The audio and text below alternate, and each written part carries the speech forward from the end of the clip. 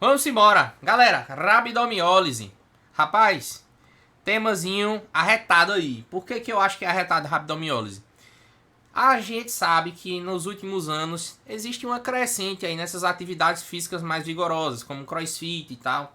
E às vezes você pega alguns pacientes como esses, por exemplo, eu que trabalho na rede privada, já peguei algumas rabdomiólises já de paciente crossfit.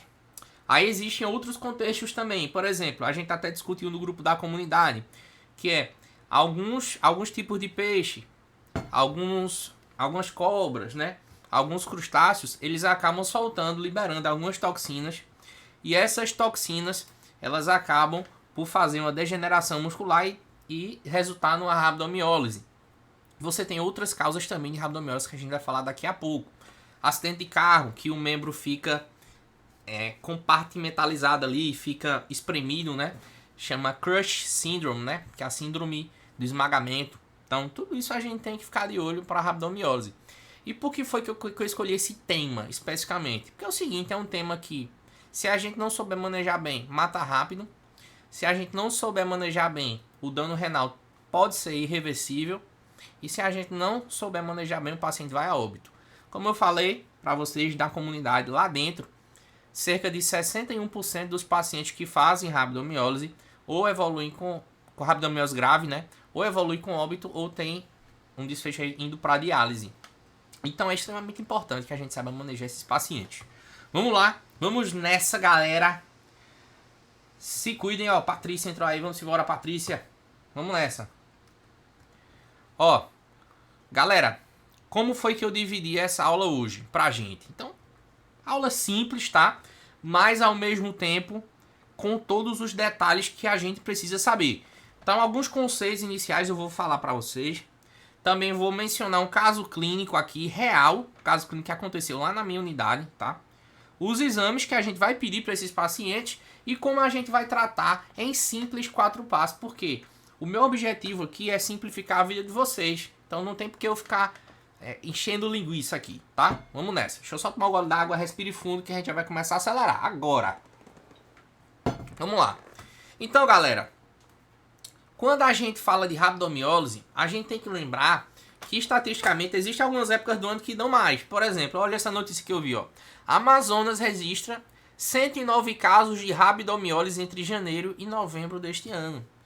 Então veja que isso daí foi relacionado lá na Amazonas ao consumo de um tipo de peixe, agora que eu esqueci o nome. Quem souber, coloca aí nos comentários. Eu acho que alguém na comunidade falou, se não me engano, foi Gabi que falou, ela deve estar aí na aula, sobre um tipo de peixe, alguns peixes dão isso daí.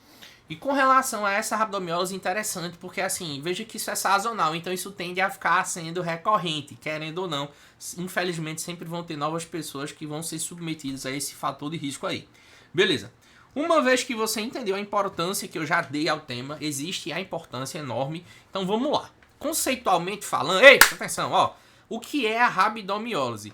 Nada mais é do que, de uma maneira geral, a destruição muscular. E você sabe que dentro do músculo existem várias coisas. E com essa destruição muscular, ocorre a liberação do que tem dentro. E o que é que tem dentro do PL? Principalmente fósforo, potássio, CPK, né, creatina quinase e mioglobina. Então veja que cada coisa dessa vai ter uma importância pra gente, tá? Se você tem um paciente com rabdomiólise e libera muito fósforo, ele pode cursar com arritmias. Você tem que lembrar de pedir o ECG para ele. A gente vai citar já já, galera. Tenha calma. Fósforo. Sempre que você pede fósforo, pede cálcio. Sempre que pedir cálcio, pede albumina. Então, níveis de fósforo podem subir muito. Se sobe muito nível de fósforo, o cálcio pode baixar muito. Então, você pode ter uma hiperfosfatemia junto com hipocalcemia, né? CPK é a enzima que está presente no músculo que a gente dosa para saber a degradação. Ela está aumentada, assim como a mioglobina, tá? Eu vou citar cada coisa dessa. Aqui é só alguns conceitos para a gente relembrar. E qual é a bronca disso? A bronca disso é que esses pigmentos, principalmente decorrentes da mioglobina, causam lesão renal aguda. De que maneira, PL, esses pigmentos causam lesão renal aguda? É simples, a obstrução direta. Obstrução tubular direta, causando necrose tubular aguda. Ou seja, essa filtração dessa mioglobina vai acabar impactando aí nessa necrose tubular aguda. Por isso que a gente tem que saber manejar direitinho, porque é rápido. Mioglobina é bronca, velho, no rim, tá? Uma coisa importante pra gente lembrar é o seguinte, veja, 1/3 dos pacientes com rabdomiólise vão desenvolver lesão renal aguda. Então isso aí estatisticamente muito relevante. E olha pra mim, galera, 1/3 dos pacientes que desenvolvem rabdomiólise vão desenvolver lesão renal aguda. Então veja que importância, é praticamente uma coisa intimamente relacionada com a outra, né? Eita, minha carinha tá na frente, deixa eu tirar aqui. Beleza. Tá? Então vamos lá. 25% desses pacientes, 25% dessas necroses tubulares agudas que aparecem na emergência são causadas por rabdomiólise, ou seja, 1/4. Então é extremamente importante. PL, eu tô vendo aqui, PL, que tu destacou o CPK, não foi? Foi, eu destaquei o CPK, mas por que foi que eu destaquei esse CPK? Eu destaquei o CPK pelo seguinte motivo. Porque o aumento do CPK é uma das principais coisas na rabdomiólise. Primeiro porque, para a gente dar o diagnóstico, a gente precisa de um aumento de CPK de pelo menos 5 vezes o valor normal. Então você tem CPK que está aqui dentro, ó, do músculo celular, ou da célula muscular.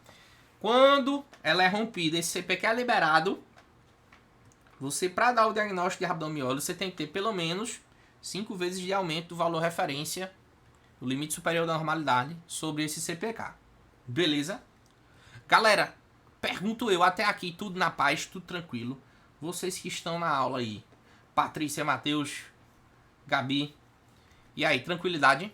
Beleza? Então vamos nessa, vamos passar. Ó, presta atenção.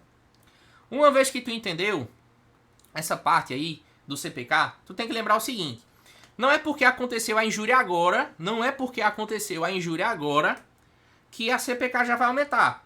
Existe uma janela. Todo exame de laboratório existe janela. Então a janela da CPK é o quê? Começa a aumentar com 2 horas depois da lesão. E pode persistir até aumentado com pico de 72 horas. Então pico se dá em 72 horas.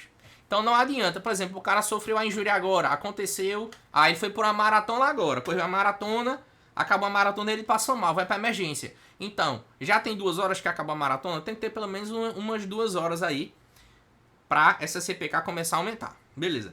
E uma coisa extremamente importante é que, como essa rabdomiólise, ela é a destruição muscular, isso está intimamente relacionado a algumas atividades que são fatores de risco, né? Que a gente vai falar daqui a pouco, tá? E lembrar do seguinte, galera. Se você tem um paciente que você acha que tá com rabdomiólise, como é que ele se apresenta no pronto-socorro? De maneira geral, conceitualmente falando. Geralmente é um esforço muscular excessivo e por conta disso ele vai ter mialgia. Por conta do esforço muscular excessivo e do desgaste muscular, ele vai ficar fraco, então vai dar aí uma fraqueza muscular. E essa mioglobina lá no rim vai escurecer a urina dele. Então, urina escurecida. A nossa tríade clássica é essa daqui, ó. A nossa tríade clássica é mialgia, fraqueza muscular e urina escurecida. Então, é com base nisso que você vai trilhar o seu diagnóstico. Deixa eu circular para você, ó. Tríade clássica, fatores de risco e aumento de CPK. É assim que a gente mata. Não existe mistério no diagnóstico da rabdomiólise, tá? O mistério maior, a bronca maior, na verdade, é na condução. Tranquilidade, deixa eu voltar a aparecer aqui. Beleza, vamos lá. Até aí, acredito que todo mundo deu para entender direitinho. Essa parte é mais conceitual mesmo, tá? Quem tiver alguma dúvida, pode jogar aí a rocha que a gente tira a dúvida. Deixa eu tomar um gole d'água aqui. Então, vamos lá. Ó, é o seguinte. Do ponto de vista dos fatores de risco, o que é importante a gente ressaltar? Como eu já falei, rabdomiólise é por lesão muscular direta. Se é por lesão muscular direta, lesão muscular, você pode ter um paciente que teve um trauma muscular. Seja ele por carro, por moto, politrauma. Pode ser uma queimadura elétrica ou térmica. Galera, queimadura elétrica de alta voltagem é uma das coisas que mais causa rabdomiólise, corrente elétrica. Esses dias eu peguei um paciente que tomou um choque de alta tensão numa rede dessas daí. E eu acabei internando ele para monitoramento da CPK, né? Ele levou o choque e já bateu na emergência. Então veja que comigo, se eu não soubesse dessa história da CPK, eu ia dosar a CPK do cara. E presta atenção, que isso é importante, ó. O que foi que aconteceu comigo? O cara foi pra emergência, eu tava de plantão, e ele levou um choque. Tinha levado um choque fazia 15 minutos, rede de alta tensão. A galera levou ele pra lá. Mas lembre-se do seguinte, o pico de CPK é com 72 horas. E a CPK só começa a aumentar depois de 2 horas. Então não adiantava eu dosar ali naquele momento a CPK, porque ia dar baixa, né? Então idealmente, assim, o cara choque de alta tensão, pelo menos 48 horas ele em observação, fazendo essa curva dessa CPK aí. Tranquilo? Então lembrar disso daí. Congelamento, galera, também acontece. CPK, não, aqui no nosso país não é tão comum isso, mas fora do país é sim. Síndrome compartimental é outra coisa que acontece muito. Principalmente naquela Crush Syndrome, né? Que é aquela síndrome de esmagamento, né? Vou até colocar aqui, ó. Nessa minha letra maravilhosa de médico que eu tenho. Galera, não me julguem não, tá? Vocês são médicos também. Esmagamento. Lembrem-se disso. Às vezes o que é que acontece? Às vezes o cara bate com o carro, bate com a moto e o membro fica esmagado lá. Isso vai acontecer, tá? Outra coisa. Outro combo que pode acontecer de fatores de risco é o paciente que tem uma depressão energética muito grande, um estímulo muscular muito forte. O clássico disso daqui é a convulsão. O paciente que convulsiona.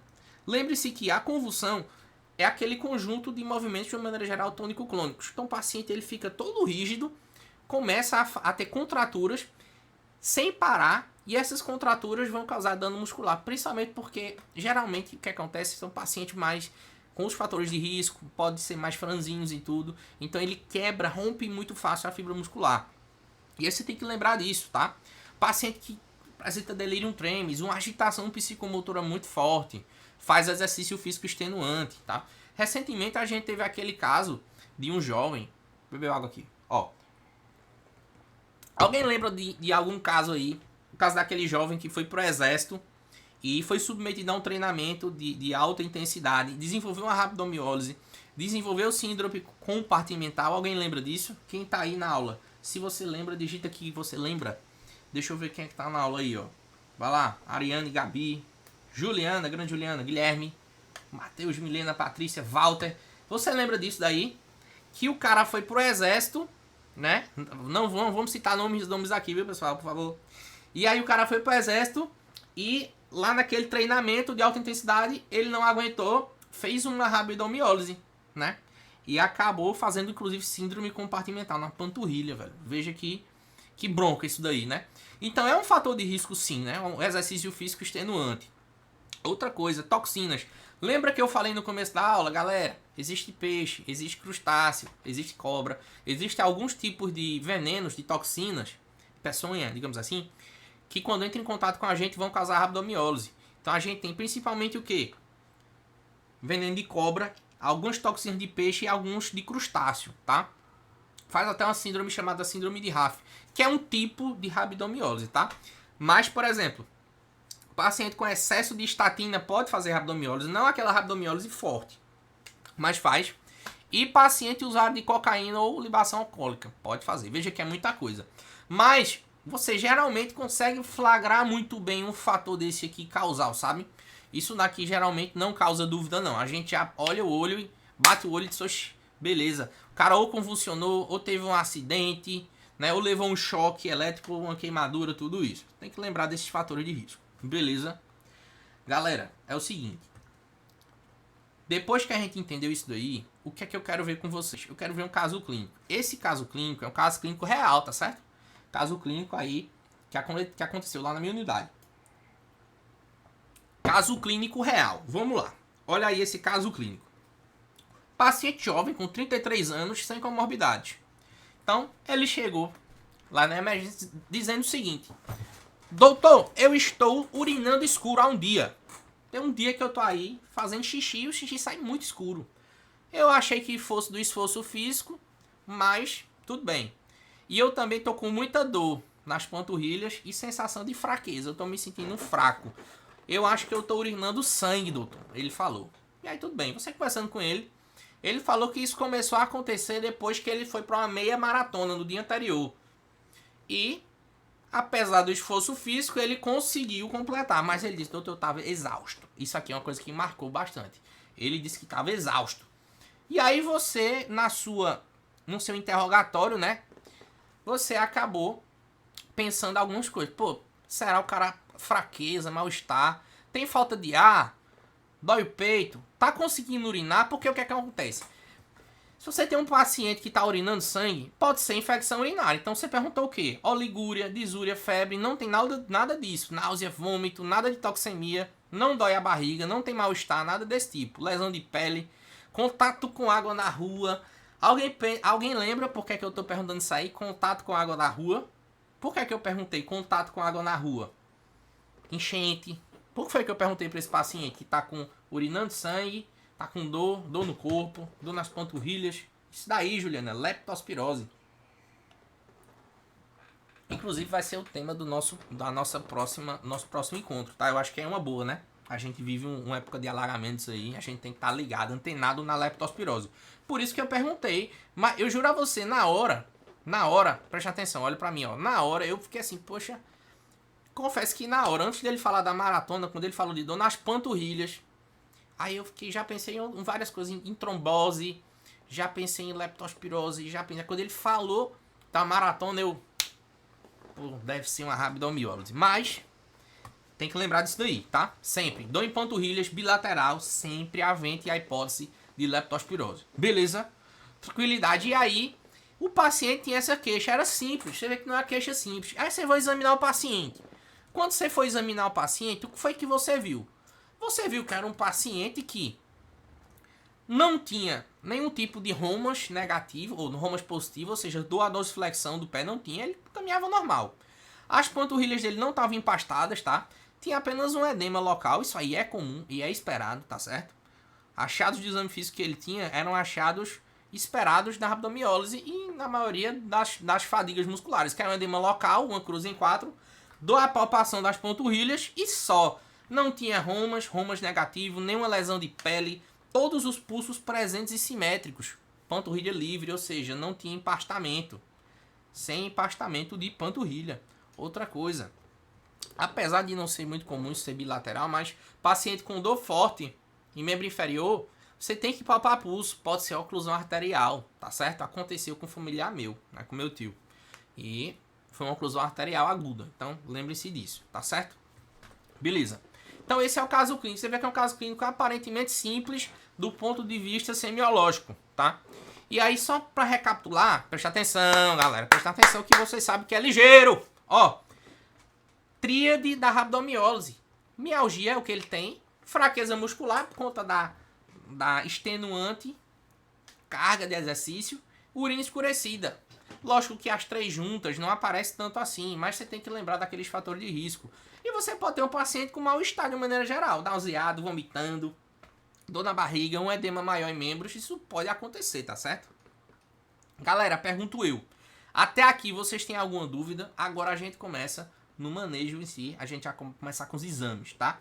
Se você não tem dúvida, digita assim, não. Para eu seguir, para eu saber que você está antenado comigo e para eu saber que você está ligado na aula. Se você não tem dúvida, digite não, por favor, que a gente já vai seguir agora. Vamos embora. Vamos embora. E aí, galera? PL, quais os exames eu vou pedir? Veja, antes de eu te dizer quais exames tu vai pedir, abençoado, o que é que tu tem que lembrar? Tu tem que lembrar o que é que libera na corrente sanguínea quando eu rompo o músculo. Quando eu rompo o músculo, o que é liberado é fósforo, que lá tá lá dentro, né? Potássio, que tá lá dentro, CPK e mioglobina. Óbvio que você vai pedir tudo isso. Então veja se você consegue raciocinar comigo. Vamos raciocinar junto, tá? Eu vou até tirar minha carinha daqui que eu vou escrever um pouquinho. Bora lá. Se tu pede fósforo, tu tem que pedir cálcio. Beleza? Por quê? Produto cálcio-fósforo. Tem que ter um junto com o outro. Se tu pede cálcio, tu tem que pedir albumina, porque a albumina é carreada com o cálcio. Beleza. Tu vai dizer, entendi, PL. Se tu pede potássio, tu vai pedir o quê? O iono. O iono completo, né? Porque o iono completo tem o quê? Tem sódio, tem cloro e tem bicarbonato, não é assim? E o potássio. Beleza. Isso aqui é que tu precisa, pelo menos isso. Se tu pede o potássio, tu sabendo que o potássio pode estar aumentado na corrente sanguínea, tu tem que pedir um ECG. Não é não? É. Não é verdade? Se eu te disse que a mioglobina obstrui o túbulo renal e dá lesão renal aguda, tu tem que pedir ureia, tu tem que pedir creatinina, tu tem que pedir sumário de urina, não vou botar EAS, que é elementos anormais e sedimentos, mas é o sumário de urina, né? E você precisa pedir o CPK, que é para você fechar o diagnóstico, e tem que ter um aumento de pelo menos 5 vezes o limite superior da normalidade. Beleza? Tranquilo. Existem outros exames que a gente vai falar agora, mas o racional básico é esse daqui. A pele vai pedir hemograma, vai pedir hemograma, vai pedir hemograma. A pele pede PCR, se você quiser você pede. A pele, vou pedir ultrassom de membros inferiores com Doppler. Vai, se tem nacionalidade, você vai. Não tem dor na panturrilha? Você acha que é um paciente que pode ser que tenha TVP? Você vai pedir, mas aqui é focado na rabdomiólise. Beleza? Ok. Uma vez que tu entendeu essa parada aqui, vamos só revisar alguns exames? Vamos. Já entendeu tudo isso aqui, né? Vamos lá. Galera, respirem fundo. Quando for assim, a dor, cuidar também na parte posterior, no cisto de Beck. Exatamente, Matheus. Exatamente. Vamos embora. Perfeito. Ó, deixa eu aparecer de novo. Apareci. Galera, sobre CPK, novamente, outra informação que eu vou te dar. PL, níveis de CPK altos, a gente dá o diagnóstico, né? Dá sim. Mas geralmente, pra gente ter uma rabdomiólise que preocupa, a partir de 5.000 de CPK, tá? A partir de 5.000. Certo? Beleza.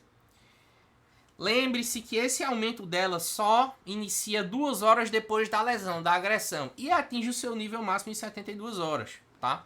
PL, com relação a nível de CPK, tu vai me perguntar, com relação a nível de CPK, para dar lesão renal aguda, existe um nível? Existe. O que é que o UpToDate coloca? Presta atenção. O UpToDate, ele coloca que para você ter uma lesão renal aguda, geralmente esses níveis de CPK estão acima de 15.000.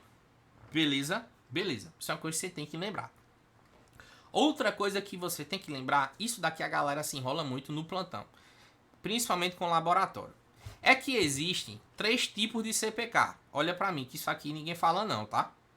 Ó, é que existem 3 tipos de CPK. Existe a CPK1, certo? Que é a BB que chama. Existe a CPK2, que é a MB, que é a CKMB, e existe a CPK3, que é a MM. O que é que você vai pedir lá no seu plantão? Como tem 2 nomes, a que você vai pedir é a CPK3 ou a CKMM, tá? CK massa. MB é aquela que tem mais no coração do que na massa esquelética, que é a 2. Isso você não vai pedir, você vai pedir a CPK3 ou CKMM. Galera, todo mundo entendeu essa história da CPK, do CPK, sim ou não? Que às vezes no plantão isso causa confusão. Todo mundo entendeu, sim ou não? Ó, fala aí. Todo mundo entendeu? Sim ou não? Se você entendeu, digite sim, por favor, no chat, pra gente continuar.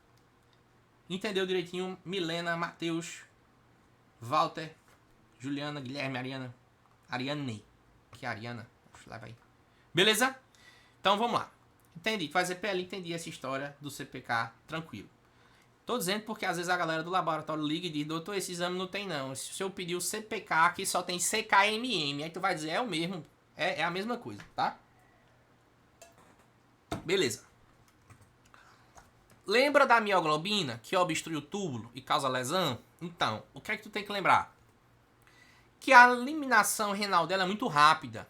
Isso quer dizer que você não vai dosar ela para fins de diagnóstico, tá? Ela causa essa lesão tubular, né? Mas para você dar o diagnóstico é mais seguro e mais eficaz você utilizar a CPK. Então a mioglobina não utiliza para dar diagnóstico. A gente tem que saber que é ela que causa a lesão renal, tá? PL. Vamos supor o seguinte. Eu tenho um paciente que foi para uma maratona. Ele tá cheio de dor. Dor por todo lado. Ele disse que não está urinando escuro, mas está muito fraco. Eu acho que ele pode evoluir para uma rabdomiólise. Mas essa primeira dosagem de CPK deu normal. Eu posso repetir? Pode. Até aquele pico das 72 horas, se você quiser, você pode repetir. Mas a próxima dosagem dele vai ser feita com 24 horas. Presta atenção que foi exatamente isso que eu coloquei aqui, ó. Dosagem normal de CPK e você ainda desconfia que o cara tem rabdomiólise, nova dosagem em 24 horas, tá? No outro dia você vai dosar. Tranquilo. Beleza? Então, galera, CPK você vai dosar. É o primeiro exame, tá? CPK, muito importante. Outra coisa importante que a gente já falou foi o seguinte. Ionograma. Lembra que eu te disse que quando a fibra muscular se rompe, você libera o potássio? Liberando potássio, você vai ter que pedir o ionograma, que tem sódio, cloro, potássio e bicarbonato. Então, tudo isso vem junto. Lembrar que se a tua CPK vem muito alta, que foi o primeiro exame que você pediu, se vem acima de 60 mil, você tem que fazer o potássio de 4 em 4 horas. Dosar de 4 em 4 horas aquele potássio. Porque são níveis muito altos de ruptura muscular.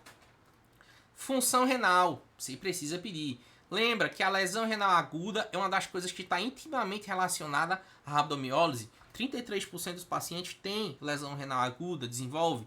Então você pede ureia, pede creatinina e também pede ácido úrico, galera. Ácido úrico também é considerado toxina, tá? Pro rim. Também causa necrose tubular aguda. Então junta uma coisa com a outra, filho. Dá problema, certo? Beleza. O que é que eu tenho a te falar aqui? Inicialmente, geralmente você tem uma creatinina que aumenta primeiro, tá? Você tem uma creatinina que aumenta muito por conta dessa lesão tubular quando você compara com a ureia. A ureia sobe depois, tá? Por conta do catabolismo muscular. Diferente de outros casos. Por exemplo, quando você tem uma lesão renal aguda pré-renal, o que é que acontece? Você tem um predomínio de ureia com relação... Deixa eu tirar a minha cara. Você tem um predomínio de ureia com relação à creatinina. Tanto é que quando você faz a conta lá, ureia sobre creatinina, geralmente dá maior que 40, né? E aí você tem uma ilha pré-renal. Só que o que é que acontece? Aqui, como não é pré-renal, aqui é um dano renal intrínseco, uma necrose tubular aguda, você tem um paciente que perde muita creatinina no início, tá? A creatinina aumenta muito. E depois, por conta do catabolismo muscular, que sobe a ureia. Tranquilo? Então, quando você vai fazer aquela conta lá, ureia sobre creatinina, não vai dar maior que 40. Maior que 40 é de lesão renal aguda pré-renal. Aqui, atenção, a gente está falando de lesão renal intrínseca, necrose tubular aguda. Então, você tem uma ureia sobre creatinina menor que 10. Né? Você tem uma ureia não tão alta e uma creatinina altíssima. Isso pode indicar um alto nível de liberação de creatinina intramuscular. Galera, todo mundo entendeu esse slide? Pelo amor de Deus, eu quero que vocês digitem ok se vocês entenderam. A gente está numa das partes mais importantes da aula. Se você não se achar aqui, eu preciso que você se ache para a gente continuar. E se você tem dúvida, arrocha aí no chat, abençoado. Bora! Bora que a gente já tá acabando, vocês acreditam? É ligeiro demais, fio. Aqui é ligeiro. Bora! Ó, vai dizer, PL, entendi. Entendi essa resenha aí desse negócio, desses exames. Vamos passar pra frente? Eu vou dizer, bora. Lá vai. Lembra que eu disse que libera fósforo? Lembra que eu disse isso? Libera fósforo. Mas tem produto cálcio-fósforo. Se pede fósforo, tem que pedir cálcio. Se pede cálcio, tem que pedir albumina. E o que é que acontece em grande parte das vezes? Vamos lá. Você tem um paciente que pode ter uma hipoalbuminemia. Por quê? Por conta do extravasamento desse músculo aí. E aí essa hipoalbuminemia denota um pior prognóstico para esse paciente. Então você precisa pedir albumina, tá? Porque a albumina baixa você já tem que ficar de olho. Outra coisa, fósforo alto, por conta do produto cálcio-fósforo, pode gerar hipocalcemia. Ou seja, o fósforo extravasado vai se ligar com o cálcio. Aí você tem que ficar de olho porque o que acontece? Às vezes o cálcio do cara vem baixo, na rabdomiólise. Aí o que a galera faz? Repõe, o cálcio tá aqui, ó, baixo. Tá, o cálciozinho baixo aqui. Aí a galera vai e faz o quê? Reposição. Aí o que é que acontece depois? O cara desenvolve hipercalcemia porque tu resolveu o quadro dele. E tu repôs cálcio. Um cálcio que ele não precisava. Então essa hipocalcemia é só porque liberou demais fósforo na corrente sanguínea, tá? Você não precisa repor cálcio. A não ser que seja uma hipocalcemia extremamente grave, sintomática, com níveis muito baixos. Mas não precisa repor a critério, via de regra, nesse tipo de quadro clínico aqui, tá? É esperado um fósforo alto e é esperado um cálcio baixo, com a albumina um pouco mais baixa. Beleza? Tranquilidade. Ok, vamos lá. Outros exames que você vai ter que pedir, óbvio, é o sumário de urina. Por quê? Você vai ter no sumário de urina uma fita reagente para sangue, mas lá nos sedimentos, lá na análise, você não vai ter eritrócito, tá? Por quê? Ah, pele, por que não vai ter eritrócito? Porque, veja, não é sangue, é mioglobina. Mioglobina não é eritrócito, tá certo? Então, fica dessa cor mesmo aqui, ó, cadê? Aqui, ó. Fica dessa cor mesmo, o sangue, ou a urina. Mas quando você olha na microscopia, quando o técnico olha lá na microscopia, na análise dos sedimentos, não tem eritrócito. Beleza, isso é uma coisa que tem, aquela coisa, tem hematúria, mas não tem eritrócito. Galera, todo mundo entendeu essa parte da hematúria sem eritrócitos? Por favor. Tranquilidade. Milena. Patrícia, Walter. Tranquilidade, né? Beleza, então são exames que a gente vai pedir, tá? Vamos só recapitular, ó. Vamos pedir CPK, é o primeiro exame, tá? Beleza. Depois você vai pedir ionograma, que vem sódio, potássio, cloro e bicarbonato. Você vai pedir função renal completa, ureia, creatinina e ácido úrico. Lembra que quando você pede ureia e creatinina e os eletrólitos, você precisa do fósforo porque ele é liberado por conta da ruptura muscular. Se pede fósforo, pede cálcio. Se pede cálcio, pede albumina, porque a albumina é quem carrega o cálcio. E se você pede função renal e o cara tá dizendo que tá urinando escuro, você tem que pedir sumário de urina. Beleza, tranquilo. Esses são os exames que não pode esquecer de pedir. APL, TGO pode estar aumentado? Pode. APL, DHL pode estar aumentado? Pode. PL serve para alguma coisa? Não. Olha, com toda a sinceridade do mundo. DHL e TGO para rabdomiólise não serve. Beleza? Não quebra a cabeça com isso. É CPK, função renal e eletrólitos. Vou repetir. Rabdomiólise, exames se resume a CPK, função renal e eletrólitos. Beleza? Tranquilidade. Então vamos lá.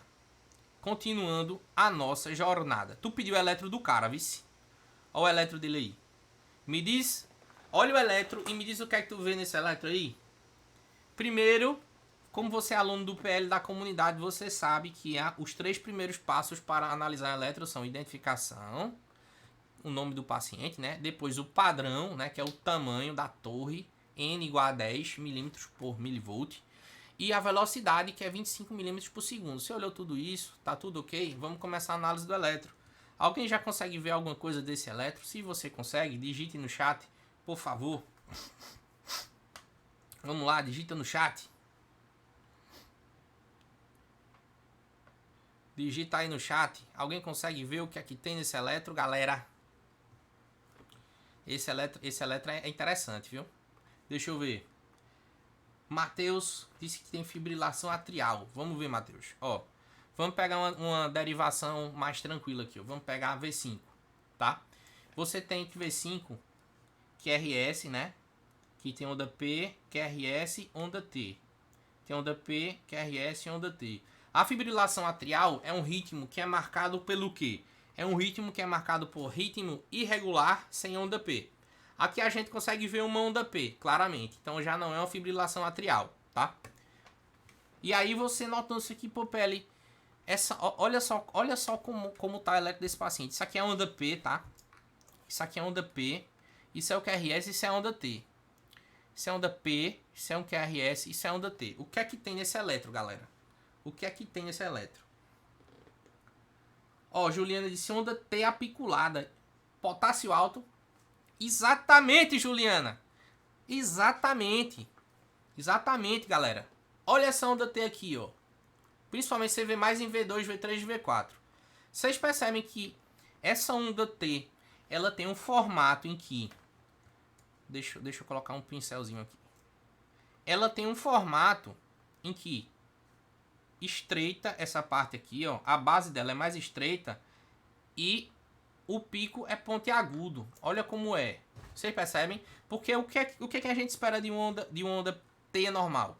A gente espera o seguinte, ó. A gente espera um desenho mais ou menos assim, ó. Pera aí. Deixa eu botar aqui. Um desenho. A gente espera mais ou menos assim, ó.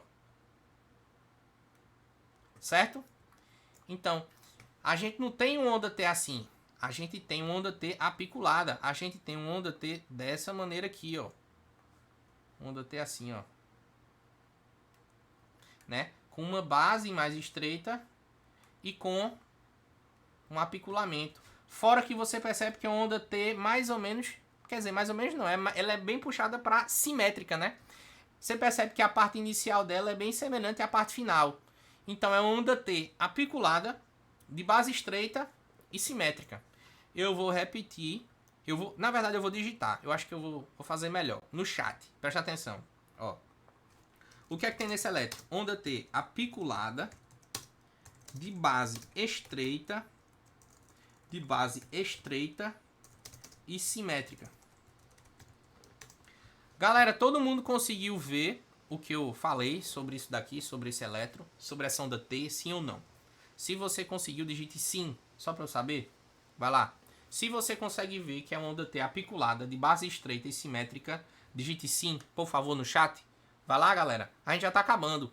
A gente já vai conduzir agora esse paciente do início ao fim, rapidão, e a gente encerra a nossa aula. Vamos lá, digite aí sim se você viu que a onda T está apiculada. Vai lá. Bora, turma. Energia. Isso aí. Beleza. Tranquilo. Ó, então, o que já é esperado nesse paciente aqui? Deixa eu aparecer de novo. Lá vou eu. O que é esperado desse paciente aqui? O que é esperado é que você tenha um paciente com um potássio alto. Eu vou fazer um K do tamanho do mundo aqui, ó. Um potássio alto. Um potássio enorme, tá? Você espera um potássio grande, tá? Beleza. E aí tu pediu os exames, começaram a sair os exames. Olha só isso aqui. Isso aqui é um exame real, tá, galera? A galera da comunidade, eu coloquei isso aí esses dias, ó. A CPK do paciente. 66 mil. O valor de referência é até 400. Galera, diagnóstico de rabdomiólise. É um paciente que tem uma CPK de até quantas vezes aumentada do valor de referência? Quero ver quem tá ligado na aula aí. Até quantas... Até não. A partir de quantas vezes aumentado em relação ao valor de referência do limite superior da normalidade? Quantas vezes? Quantas vezes? Quantas vezes a CPK tem que estar aumentada pra gente dizer, ó, é rabdomiólise, PL? É rabdomiólise. Eu acho que é rabdomiólise. Alguém lembra? Uma vez, duas vezes, 3, 4, 5, 8, 9, 10. Quantas vezes? 5 vezes, tá, galera? Eu acho que você não tava não, Juliana, no início. Deixa eu voltar rapidão o slide aqui, ó. Ó. Pra gente diagnosticar rabdomiólise, é necessário que a gente tenha um aumento de CPK de pelo menos 5 vezes, tá? 5 vezes é o que a gente espera. Aqui, ó. Então, pelo menos 5 vezes o valor do limite superior da normalidade. Então, se a gente pega uma CPK dessa daqui, enorme, né? Você vê tá o quê? 10, 100, quase 150 vezes, mais de 150 vezes o valor do limite superior da normalidade, né? Então, veja que isso daqui é uma CPK extremamente elevada, maior que 150 vezes o limite superior da normalidade. Esse paciente foi o paciente que foi para meia maratona, viu? Imagine que rabdomiólise ele fez, danada, maratona. Beleza? Confere com rabdomiólise, bate, né, galera? Bate sim. Aumento expressivo de creatinina, né? Ou de CKMM. Ó, no caso daqui, desse exame, já era CKMM, tá? Que tinha lá. Era assim, CKMM. Só pra vocês saberem que CKMM é a mesma coisa que CPK. CPK 3, tá? Beleza? Tranquilo. Aí tu pediu mais. Tu pediu os exames todos, né? Aí começou a sair. Rapaz, PL, eu pedi um gás também porque eu não me senti seguro, não. Tudo bem, sem estresse. Claro que você está certo. Vamos lá. Gasometria 7,32 de pH. PO2 89. PCO2 39. Bicarbonato 18. Lactato 2,4 e saturação 98%. O que é que você tem aqui? Você tem um paciente que claramente tem uma acidemia, não é verdade? Uma acidemia, um pH mais baixo. Lembrar que o pH é de 7,35, né? A 7,45 como normal. E aí, Essa acidose é de origem o quê? Metabólica ou respiratória? Óleo de bicarbonato baixo? Então, acidose metabólica. O que já é esperado por conta de uma possível o quê? Lesão renal aguda, já que você viu que o CPK dele está estourado. Mas tudo bem. PL, tu vai me perguntar, por que é que eu peço a gasometria? Por que é importante? Você vai entender agora. A gasometria, galera, ela é importante. Por quê? Porque daqui a pouco a gente vai manejar esse paciente alcalinizando a urina dele, se tiver indicação. Então a gente precisa do pH sérico. Aí saiu. Olha, Juliana, olha o pH, ó. Olha o potássio. 6,7. Tá alto, né? Fósforo alto. Normal é até 4,5, tá? Do fósforo. Até 4,5. Tá 5,5. Cálcio baixo. Esperado. Então a gente tem uma hipercalcemia. A gente tem uma hiperfosfatemia. A gente tem uma hipocalcemia por conta da hipofosfatemia. Albumina baixa. A gente tem uma hipoalbuminemia. E a gente tem uma lesão renal aguda. Veja quantos problemas. A gente tem um problema, 2 problemas, 3 problemas, 4 problemas, 5 problemas. Não. 1 problema, 2, 3, 4, 5 problemas com a lesão renal aguda fora a rabdomiólise. Esse perfil de paciente é o perfil de paciente... Eita, foi mal. Foi mal, galera. Esse perfil de paciente é o perfil do paciente bronca. Bronca valendo. Ó. Como vocês não estavam vendo o slide, deixa eu voltar rapidão. Deixa eu botar o meu pincelzinho aqui, ó. Potássio 6,7. Fósforo 5,5. Ou seja, potássio alto. Fósforo alto. Cálcio baixo por conta do produto cálcio-fósforo, né? Albumina baixa. Tudo bem, não tão baixa, mas tá ok. E função renal alta. Creatinina 3,3, galera. Né? Enorme para a idade. Paciente com 33 anos. Sumário de urina, pH ácido. Coloração marrom. Hematúria, 4 cruzes. Proteinúria, 4 cruzes. O cara já tá com dano tubular lascado, perdendo proteína. Veja que bronca, né, galera? Veja que é um paciente que é extremamente grave. Aí tu tá num plantão e vai dizer, meu Deus do céu, é tua cara, a minha cara, a nossa cara quando se depara com um paciente desse. A gente chora porque, meu Deus, esse paciente é muito grave do ponto de vista de prognóstico, assim, se você não conduzir bem, ele afunda fácil. Mas ao mesmo tempo é um paciente que motiva. PL, por que é o paciente que motiva? Por que esse paciente te motiva? Te dá um gás, te dá um estiga? Porque é o seguinte, é um paciente que se a gente conduzir bem, direitinho, o desfecho dele é muito favorável. É diferente de um choque séptico. O choque séptico você pode conduzir as melhores ferramentas do mundo, com os melhores antibióticos, corticoide, fluidoterapia e monitorização hemodinâmica, mas tu não garante ali que ele vai. Então, chance pequena, na verdade, dele evoluir bem.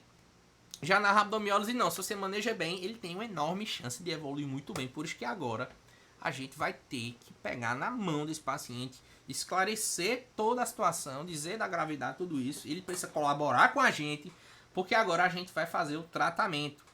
E agora eu quero que vocês prestem atenção total, que é o último ponto da aula. É paulada na cabeça e acabou. Deixa eu ver quem é que tá aqui. Ariane, Guilherme, Juliana, Matreus, Milena, Patrícia e Walter. Quero vocês todos conectados comigo agora, que a gente vai tratar o nosso paciente, nosso plantão, que foi o paciente da rabdomiólise por conta de uma meia maratona. Olha pro slide. Ó, lá vai nós. Atenção, atenção, galera. A gente vai começar agora. Preste atenção. São 4 coisas que a gente precisa fazer. Deixa eu tirar minha carinha. São 4 coisas. São só 4 coisas, tá? E não precisa nem ser 4, porque essa terceira é indicação relativa, mas eu vou explicar. Primeira coisa que você vai fazer é saber qual o paciente que tem um potencial risco de diálise. É estimar o risco que esse paciente tem de ir para a diálise. Então, os 4 pontos principais do tratamento da rabdomiólise começam aqui. O primeiro ponto é saber se o paciente precisa ou tem o risco de ir para a diálise. O segundo ponto é fazer uma hidratação pesada, vigorosa. Eu vou te explicar como é que você vai fazer isso. O terceiro ponto é alcalinizar a urina. Isso é uma medida controversa, mas em níveis altos de CPK, com acidose na urina, com acidose, acidemia no pH sérico arterial, você pode fazer, tá? Reduz principalmente o depósito de mioglobina no túbulo, então você pode fazer, e saber indicar diálise precocemente. São só 4 coisas, mas são só 4 coisas que mudam desfecho. E é para isso que vocês estão aqui, para mudar desfecho. Então, PL, tá me dizendo que só precisa de 4 coisas? É verdade, só precisa de 4 coisas. E a primeira a gente vai ver agora. Prestes atenção, abençoado. Ó, primeira coisa é, eu te disse que tu precisa estimar o risco de diálise, não é? Existe essa tabelinha, existe esse score que você consegue estimar o risco de diálise nesses pacientes. Você pontua algumas coisas. A primeira é a idade, o sexo, a creatinina inicial do paciente, o cálcio total dele, o CPK inicial dele, a CPK, a causa base, o bicarbonato sérico dele e o fósforo inicial. Veja que todos esses exames a gente pediu. Vamos calcular o score dele? Vamos lá? Vamos lá, galera que está comigo aqui? Eu vou calcular com vocês, ó. É um paciente de 33 anos. Não leva ponto na idade? Não. Beleza. É um paciente de sexo feminino? Não. Não leva ponto na idade. É um paciente que tem uma creatinina inicial quanto? 3.3, lembra? Que era 3.3 a dele? Então ele vai pontuar 3 aqui, ó. Beleza? Aqui ele já pontua. Cálcio total menor que 7,5, sim. Lembra do cálcio dele, ó? Vamos voltar? Olha o cálcio dele, 7,1. Lá ele pontua, não é verdade? Então ele já vai pontuar também. Opa. Pontua 2 aqui. CPK dele tava de 66 mil. Pontua CPK? Pontua sim. 2, tá?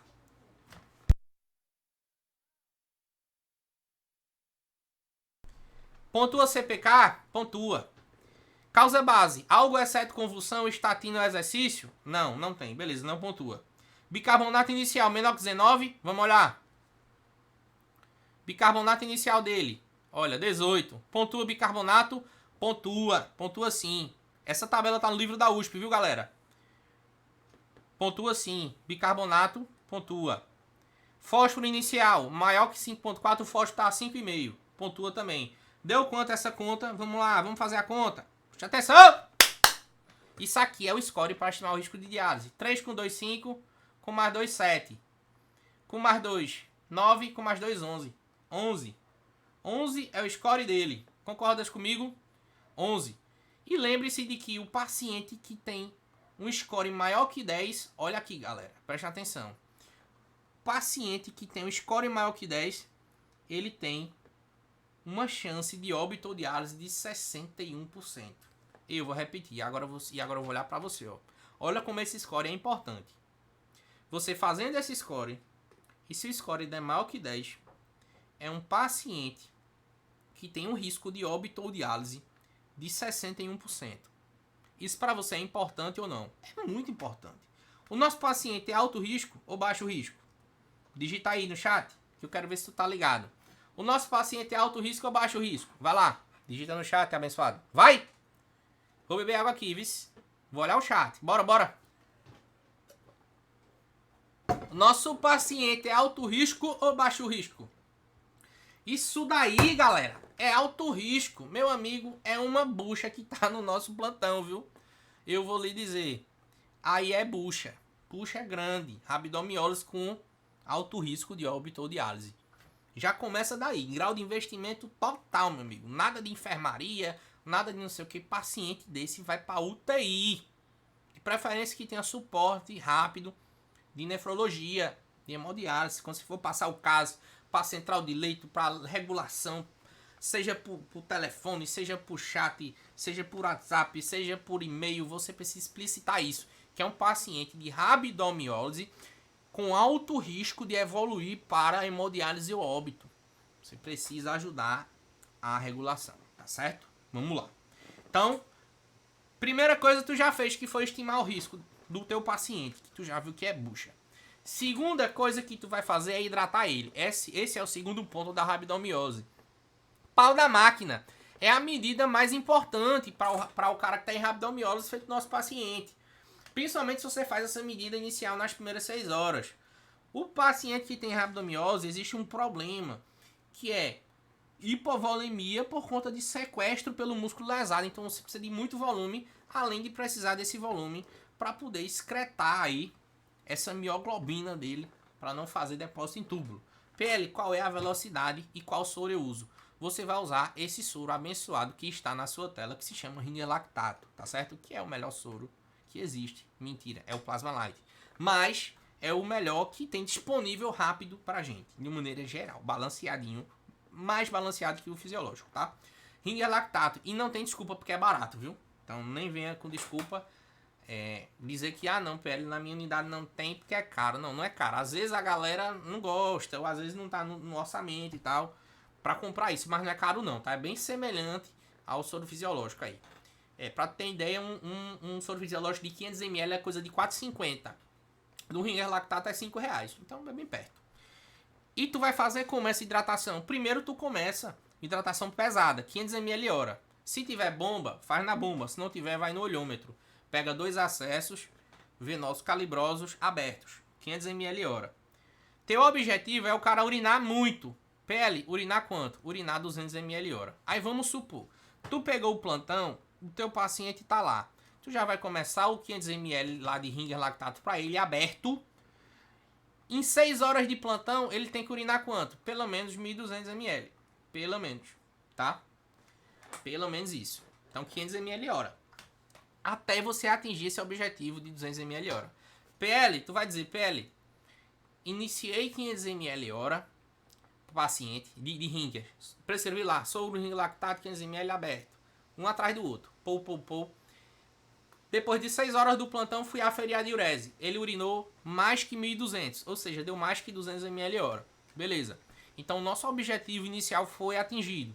Depois que você atinge esse objetivo de diurese de 200ml hora, você pode reduzir a velocidade da hidratação para 100 a 200ml hora. Tranquilo. E quando é que você vai dizer assim, PL, eu vou interromper essa hidratação agora, que eu acho que já tá bom. Eu acho que não precisa mais não. Quando a CPK cair abaixo de 5.000. Antes disso não funciona. Tem que manter esse nível de hidratação aqui, 100 a 200ml hora de soro Ringer Lactato, até o cidadão baixar essa CPK de 5.000. Galera, o slide que está... olha aqui. Matheus disse, eu vi no estudo, o potássio pode estar alto, que ele consegue baixar a concentração. Exatamente, Matheus. Exatamente. Eu vou te explicar rapidão. Olha pra mim. É o seguinte. Quando você tem uma solução do Ringer, que tem 4 mEq de potássio, e você coloca 1 litro de Ringer, por exemplo, no nosso corpo. Mas o nosso corpo, ele trabalha com concentração. E na concentração, o nosso potássio é de 3,5 a 5,5. Então, você imagina, você tem ali, sei lá, 0,5 do peso em relação a litros de água, né? Distribuição de fluidos corporais. Então você tem, sei lá, 30, 40 litros de fluido a um potássio médio de 5. Potássio médio de 4,5. Você vai botar 1 litro, 2 litros, 3 litros de potássio a 4, o que é que vai acontecer com o potássio? Quase nada. Você está botando solução que tem um nível de potássio muito semelhante ao potássio do seu corpo. Não tem estresse, até mesmo para quem tem hipercalemia, tá? Tranquilo? Ele é melhor porque ele tem um pH um pouco mais puxado para o fisiológico, para o pH da gente. O pH da gente é 7,5 ou 7,35 a 7,45. O Ringer Lactato, ele é uma solução que tem um pH em médio aí de 6,5. E o soro fisiológico tem um pH aí puxado para o 5, vezes 5, 5,5, então é muito ácido. Então, essa acidose do soro fisiológico prejudica a hipercalemia lá naquele trocador renal. Beleza? Então não tem estresse não. Galera, todo mundo entendeu essa hidratação? Se você entendeu, digite assim, ok, só para eu saber que você entendeu a hidratação, para a gente ir para a próxima etapa, para as próximas etapas. Se você entendeu a hidratação, digite ok. Estou eu a tomar água hidratada, tem que hidratar, viu, galera? Vamos lá. Então, PL, entendi essa hidratação pesada. Vamos continuar? PL, alcalinizar a urina. Veja, isso aqui já é uma medida um pouco mais controversa, tá? Mas quando é que você vai fazer essa Eita, aqui ficou fora, ó, fora de esquadro. Depois eu conserto. Mas quando é que você vai fazer essa alcalinização da urina? Primeiro, em rabdomiólise de alto risco para óbito ou diálise, tá? Então você vai fazer, certo? De uma maneira geral. Quando é que você vai alcalinizar a urina? Em rabdomiólise de alto risco, de maneira geral. Fora disso não precisa, tá? Não tem necessidade. Só a hidratação já é suficiente. Então, alto risco, você vai alcalinizar. Para você começar essa alcalinização, que você vai usar o bicarbonato, você tem que ter um pH da gasometria menor que 5,5, ou seja, ele não pode estar básico, né? Porque se ele tiver básico, tu vai piorar a situação, deixando ele mais básico ainda. Já não precisa se o pH tiver básico. O potássio não pode estar baixo, tem que estar normal ou com hipercalemia. Por quê? Porque o bicarbonato ele é uma medida para hipercalemia, então ele vai baixar um pouquinho o potássio, tá? E o potássio, e o bicarbonato sérico menor que 30 mEq. Potássio do nosso paciente, bicarbonato do nosso paciente tá quanto? 18. Potássio do nosso paciente 6,7. E o pH do nosso paciente 7,32. Pergunta para vocês: pode ou não? Se pode alcalinizar a urina, digita sim. Se não pode, digita não. De acordo com esses critérios que eu coloquei aí, pode ou não alcalinizar a urina no nosso paciente? pH do nosso paciente 7,32, potássio 6,7 e bicarbonato 18. A gente pode alcalinizar a urina sim ou não? Se puder, digita assim: pode, PL? Pode sim, ok. Vamos nessa, alcaliniza e tal. Pode, né? Exatamente, Guilherme. Pode sim. Vamos alcalinizar sim. O nosso objetivo, alcalinizando a urina, é manter um pH urinário maior que 6. Não sei se vocês notaram, mas todo sumário de urina vem com pH. Todo sumário de urina vem com pH. Então, se você não prestava atenção, preste a partir de hoje, tá? Esse pH urinário não é um exame. Ai, meu Deus, PL, como é que eu faço? Dosagem de pH urinário. Não. Isso vem de sumário de urina, tá? Porque esse pH urinário aí, acima de 6,5, se você consegue ele, bate esse pH urinário 6,5 para cima, você reduz fortemente a chance de ter depósito de mioglobina nos túbulos do rim. E aí você protege o paciente contra também a uricosura, né? Que o ácido úrico também é toxina. Então vamos bater esse pH. PL, como é que eu faço isso daí? Primeiro, vamos lembrar o seguinte. Deixa eu puxar aqui para você. Cadê meu pincel? O bicarbonato, 8,4%, ele é um bicarbonato que tem 1 mEq por ml. Certo? Só para você lembrar. O bicarbonato, 8,4%, ele é um bicarbonato que tem 1 mEq por ml. Beleza. Que é esse daqui que está na foto na sua frente.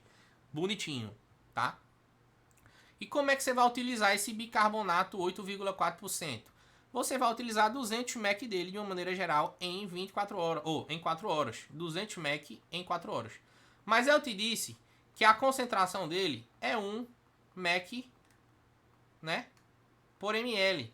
Se tu vai utilizar 200 mEq, tu vai utilizar 200 ml. Concordas comigo? Né? E aí tu vai utilizar 200 ml dele em 4 horas. Que foi exatamente o que eu coloquei aqui. Expliquei para vocês, ó. 200 mEq em 4 horas. Ou seja, 200 ml em 4 horas. Aí tu vai me perguntar: PL, quanto tempo eu tenho para atingir esse pH urinário desse jeito aí? Calma, vou te dizer agora. Tu tem 6 horas para atingir esse pH urinário de 6,5. Então tem calma, tem paciência. Vai fazendo em alíquotas. É um conselho que eu te dou, tá? Depois que você atingir o pH urinário de 6,5, suspende o potássio, ou suspende o bicarbonato e fica só com a hidratação padrão, que é essa hidratação aqui, ó, padrão, tá? A hidratação de 100 a 200 ml hora. Beleza? E aí é o seguinte, uma dica que eu te dou. Você pode colocar esse bicarbonato em bique, 50 ml hora por 4 horas. É uma opção. Esse bujãozinho mesmo, você pluga ele tem 250 ml aqui, ó. Você pluga ele na bomba de difusão contínua e bota 50 ml hora 4 horas, por 4 horas. Ou você pega 50 ml dele e bota numa fase de hidratação, tá? Até a 4ª fase. Por quê? Primeira fase de soro Ringer lactato lá, que tu tá fazendo, soro Ringer lactato. Tu bota 50 ml, né? Aí isso foi feito em 1 hora, né? Não é 500 ml hora? Lá, o Ringer lactato inicial, beleza. Aí fez essa fase. Depois tu monta outra fase dessa e faz de novo. Entende? E aí tu vai fazer. Então são 2 opções. Ou tu pega 50 ml desse bicarbonato e bota em cada fase lá do Ringer. Primeira fase, segunda fase, terceira fase, até a 4ª fase. Porque são 4 fases de 50 ml, que vai dar 200 ml. Que é justamente esse 200 aqui, ó, 200 ml. Beleza? Tranquilo. Galera, se todo mundo entendeu como fazer o bicarbonato, digita assim no chat, BIC, B-I-C, só para eu saber que você entendeu como é que faz o bicarbonato na rabdomiólise. Digita assim, B-I-C, BIC, vai lá. Se você entendeu, digite BIC, B-I-C. Beleza, é simples. Se tem dúvida, chat comigo. Se tem dúvida, direct. Se tem dúvida, grupo da comunidade. Não fica com dúvida, tá certo? E último slide da aula. Vamos lá. Quando você indica diálise, esse é o quarto ponto. Então vamos relembrar aqui. O primeiro foi estimar o risco da diálise, né? O segundo foi fazer a hidratação. O terceiro foi alcalinizar a urina. Medida controversa, mas pode ser feita em casos muito graves, casos de alto risco, se você tem esses parâmetros, né? Aqui é o jeito que você vai alcalinizar, ainda com a dica do PL aqui embaixo. E você tem que saber quando indicar uma diálise. Isso a gente falou na aula passada, então não vou perder muito tempo aqui. Paciente que desenvolve uma uremia sintomática muito pesada nessa rabdomiólise, você precisa indicar a hemodiálise. Paciente que faz uma acidose metabólica lascada e refratária ao bicarbonato, você precisa fazer também, indicar a hemodiálise. Paciente que faz distúrbio eletrolítico pesado e que não resolve com nada, ou seja, uma hipercalemia muito grave, um fósforo muito alto, um cálcio muito baixo, então você precisa indicar também. E você tem um paciente que só está em curva de ascensão de CPK e principalmente creatinina. E aí, meu amigo, é dano renal com força, um em cima do outro. Aí você pode indicar a diálise e aí conversar com o nefro. Tranquilidade, galera. Deixa eu aparecer de novo. Olha eu no cantinho de novo. E aí você está com essa cara. Nesse momento. Agora para você tudo faz sentido. Por quê? Porque a gente se juntou e tentou desmistificar a análise e o manejo da rabdomiólise. Veja, não é uma patologia fácil, tá? Não é uma patologia fácil. Não é uma coisa que você vai ver todo dia, tá certo? Por isso que é importante você dar uma estudada boa. Como você não vai ver todo dia, isso pode cair no esquecimento. E se uma moléstia de um conteúdo desse cai no esquecimento, e chega um paciente teu com rabdomiólise, tu mata ele ligeiro. E se tem uma coisa que o médico não quer fazer é matar o paciente, não é verdade? Então, aconselho você a dar uma estudada boa, rever essa aula. Aconselho você a se organizar, traz as dúvidas, me pergunta, tá? Eu vou ajudar vocês o máximo que eu puder. Galera, muito obrigado pela atenção de todos que estão aqui. Deixa eu ver quem foram os guerreiros que foram até o final. Ariane, Guilherme, Juliana, Matheus, Milena, Patrícia e Walter. Só máquina, meus amigos. É isso daí. Vou falar uma coisa pra vocês, galera. A vida nos cobra tudo aquilo que nos proporciona. Se você quer evoluir, isso custa caro. E o preço vocês estão pagando aqui agora, numa quarta-feira à noite, me assistindo. Então vocês são pessoas diferenciadas. Só pelo fato de estarem aqui. Só pelo fato de estarem, nesse momento, se preocupando com a vida de vocês, com a profissão de vocês e com o paciente de vocês. Então, estamos juntos sempre, sempre. Beleza? Beijo no coração. E tamo junto, galera. Aquele abraço. Se cuidem.